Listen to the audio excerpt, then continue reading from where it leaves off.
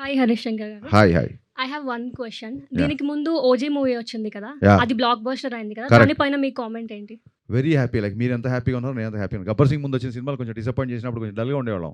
Yeah! OG వచ్చి block buster అయ్యేసరికి full ఆ రెస్పాన్స్తో రెచ్చిపోయి మరీ షూటింగ్ చేసాం. ఆ ఎనర్జీతో చేసాం కాబట్టి సినిమా అంత ఫాస్ట్గా ఫినిష్ చేసాం. అండ్ మీ ఓజీ తీసిన డైరెక్టరే గబ్బర్ సింగ్ సినిమా చూసి బయటకు వచ్చి రచ్చ రచ్చ చేశాడు. అందుకే నేను శ్రీరాములు థియేటర్కి వెళ్ళి మళ్ళీ I gave the same tribute to Sujeeth and I'm very happy about it. తెలుగులో ఇంతమంది ఆర్టిస్టులు ఉండగా పార్థివన్ గారిని ఎందుకు సెలెక్ట్ చేసుకోవాల్సి వచ్చింది? అంటే నేను ఇందాక చెప్తాను కదా, ఇట్స్ డైరెక్టర్స్ చాయిస్ అండి. తెలుగులో ఉన్నారా లేరా అని కాదండి. ఇప్పుడు మనం సినిమా అనేది ఇట్ ఈస్ క్రాసింగ్. ఇప్పుడు రావు రమేష్ గారు మన మన ఆర్టిస్ట్ కదా, మరి కేజీఎఫ్లో ఆయన ఎందుకు పెట్టారు? ఫహాద్ ఫసిల్ తమిళ్ కదా, పుష్పాలో మరి ఆయన ఎందుకు పెట్టారు? ఇట్స్ డైరెక్టర్స్ చాయిస్ అండి.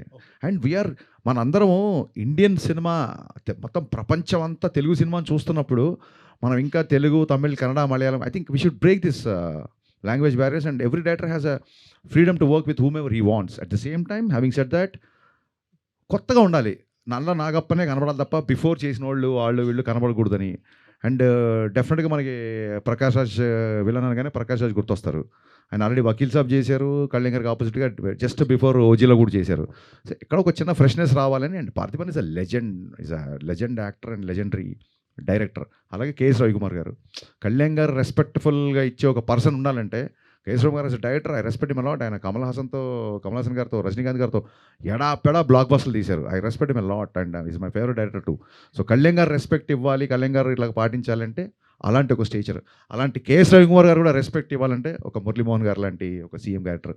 ఇవన్నీ ఏంటంటే లాంగ్వేజ్ బ్యారియర్స్ అయినా ఇంకా మనం పెట్టుకోవద్దండి, అని వదిలేసుకుంటూ ముందుకెళ్ళాలి బేసిక్గా. యా పవన్ కళ్యాణ్ గారు ఐ థింక్ కాంతారా సినిమాకి ఇప్పుడు మనకి ఉస్తాద్కి ఇచ్చిన దానికంటే ఎక్కువగా టికెట్స్ హైక్ ఇచ్చారు యాక్చువల్గా. మరి లాంగ్వేజ్ బ్యారియర్ ఉంటే ఆయన ఇస్తారా అట్లాగా?